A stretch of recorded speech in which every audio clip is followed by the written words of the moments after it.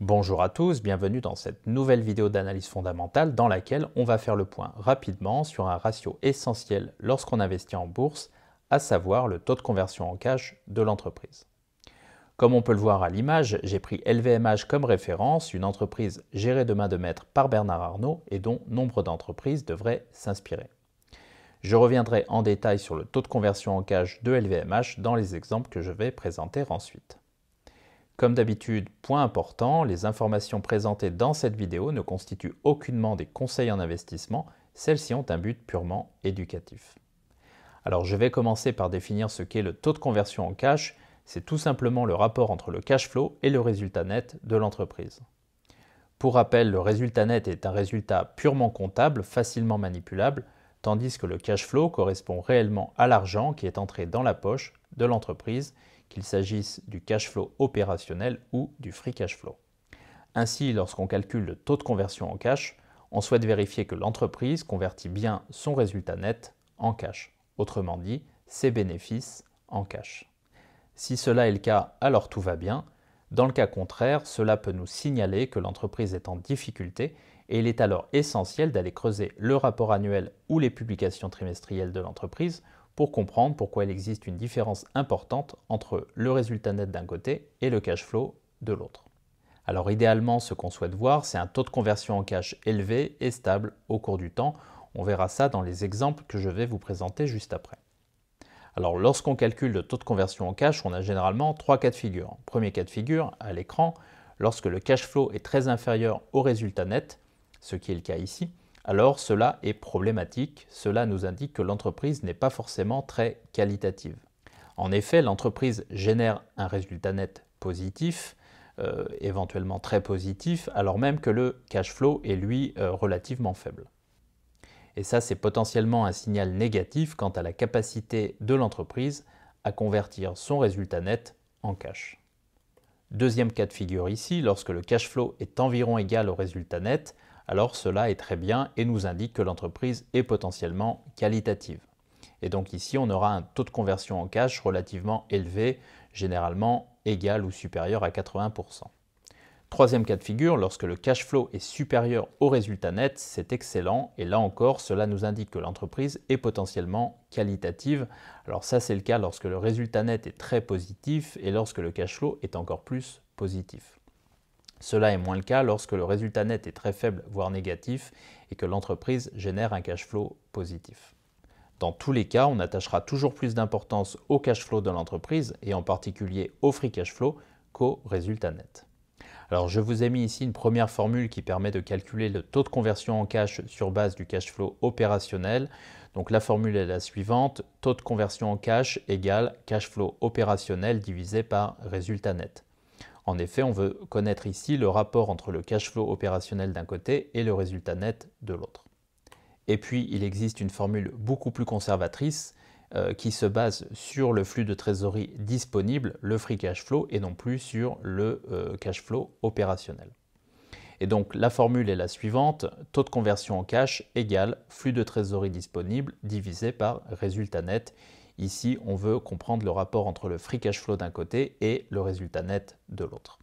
Donc pour rappel, une entreprise qualitative aura généralement un taux de conversion en cash élevé et stable au cours du temps. Élevé, ça veut dire quoi? De l'ordre de 80% ou plus. Et stable au cours du temps, ça veut dire qu'on n'a pas de très forte variation de ce taux de conversion en cash au fil du temps. Donc ce qu'on va faire tout de suite, c'est qu'on va regarder 4 exemples ensemble d'entreprises et puis on va essayer de juger leur taux de conversion en cash et donc la qualité de l'entreprise. Donc premier exemple, on a des données ici qui courent de 2016 à 2021 pour une entreprise. Alors je précise qu'il s'agit d'une entreprise française. Alors là, on a vraiment tout ce dont on ne veut pas, c'est-à-dire qu'on a un résultat net income négatif, on le voit en 2016, moins 8 millions, puis moins 11 millions en 2017, moins 18 millions en 2018, moins 32 millions en 2019 et ainsi de suite. On voit également que le cash flow opérationnel est négatif au cours du temps, donc en anglais cash flow from operations. Ça veut dire quoi? Ça veut dire tout simplement que l'entreprise n'est pas en mesure de générer un cash flow positif sur base de son core business et ça c'est une très mauvaise chose a priori. Et donc nous ne sommes pas en mesure de calculer un taux de conversion en cash ici On voit que dans la ligne Cash Conversion Ratio, je n'ai rien calculé.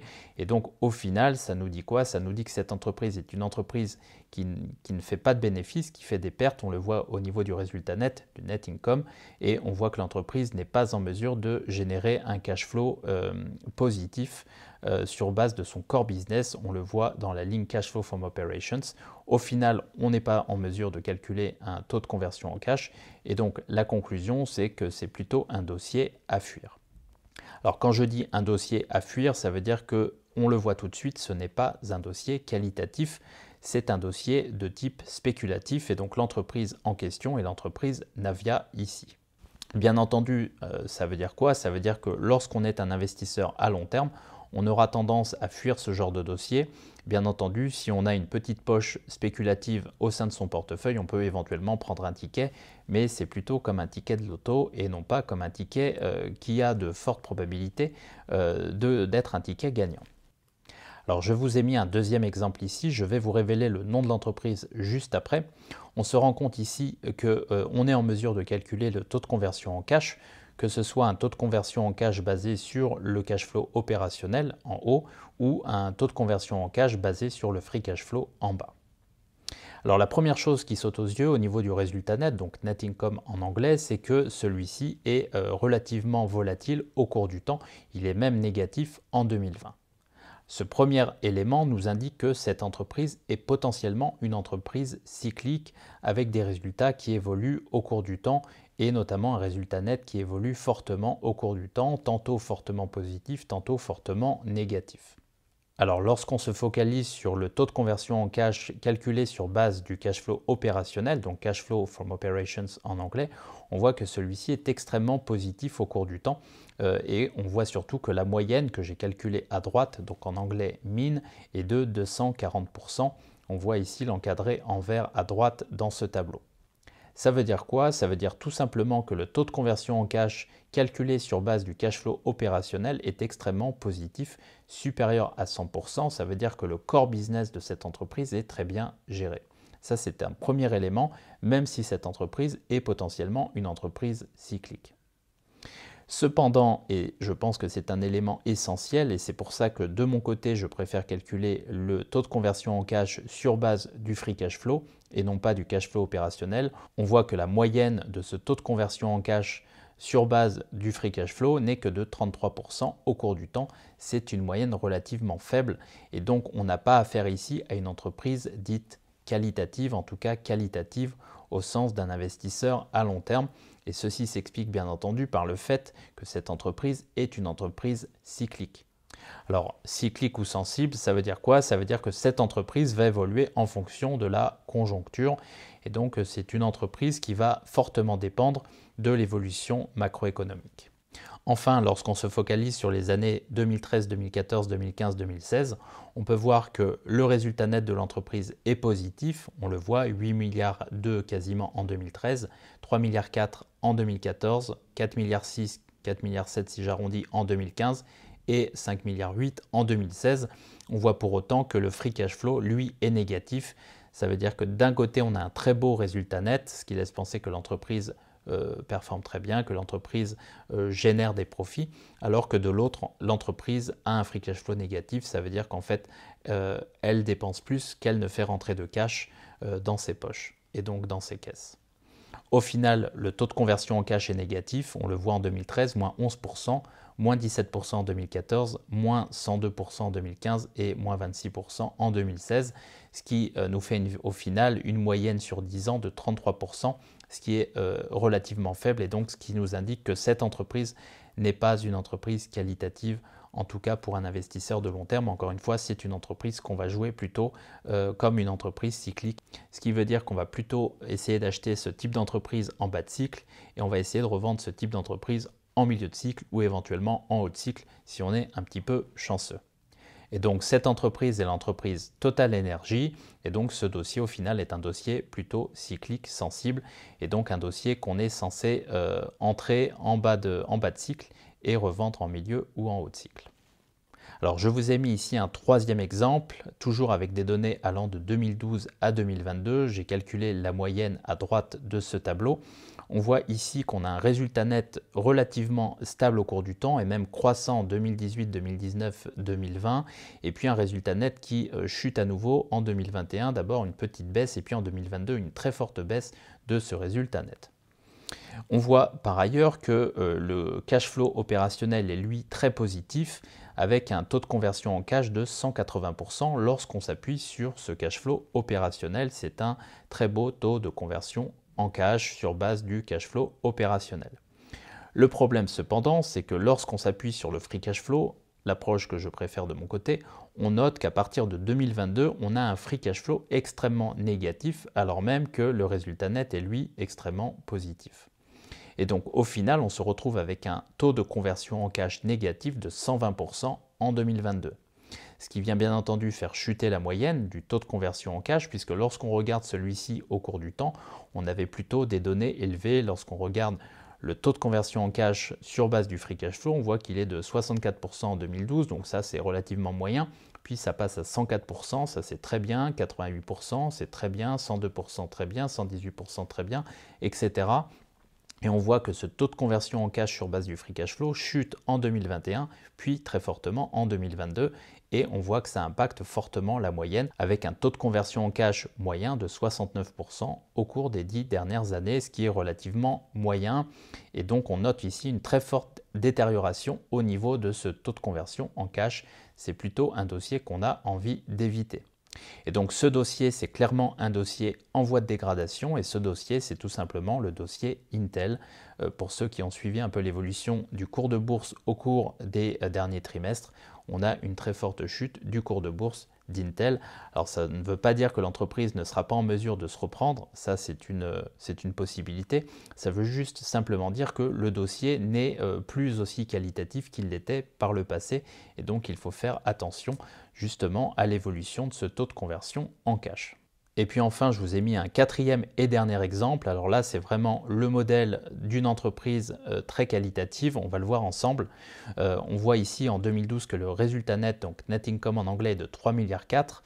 Et puis on voit qu'il est de 4 milliards en 2016, puis 6,3 milliards en 2018, puis 12 milliards en 2021 et enfin 14 milliards en 2022. Donc là, on a vraiment un résultat net qui est croissant au cours du temps, c'est une très bonne chose. Et on voit que le cash flow opérationnel, donc cash flow from operations, est également croissant au cours du temps, donc extrêmement positif et croissant au cours du temps, puisque celui-ci passe de 4,1 milliards en 2012 à 17,8 milliards en 2022.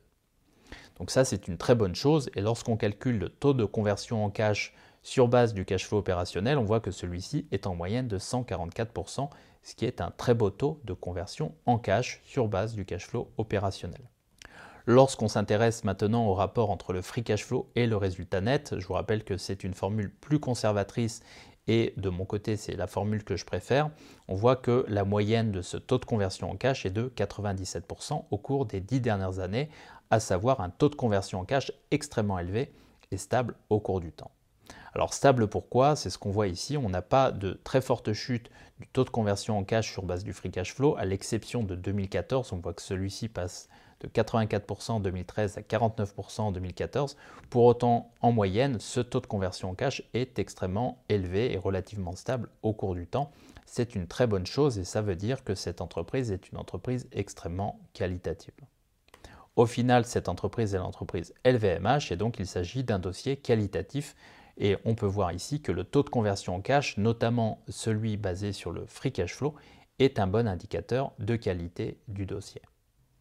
En guise de conclusion, on peut dire que les entreprises qualitatives ont un taux de conversion en cash élevé et stable dans le temps, que les entreprises cycliques ont un taux de conversion en cash instable dans le temps, on l'a vu avec l'exemple de Total Energy, et puis que les entreprises en difficulté ont un taux de conversion en cash soit faible, soit négatif, ou incalculable, on l'a vu avec l'exemple de Navia. Enfin, dernier point important, les entreprises ayant un résultat net et un cash flow négatif sont à éviter. On l'a vu avec l'exemple Navia. Il faut bien avoir conscience que lorsqu'on prend des positions, qu'on construit une ligne dans ce type d'entreprise, on est en train de spéculer plutôt que d'investir à long terme et donc il faut bien en avoir conscience. Autre point important, on peut tout à fait avoir une poche spéculative dans un portefeuille, mais cette poche spéculative doit rester tout à fait raisonnable, à mon avis, jamais plus de 5% du portefeuille. Voilà, c'est tout pour cette vidéo, j'espère que celle-ci vous a plu. Si c'est le cas, n'hésitez pas à mettre un pouce bleu, c'est toujours bon pour ma motivation. En attendant, je vous dis à très bientôt pour de nouvelles vidéos. Allez, merci.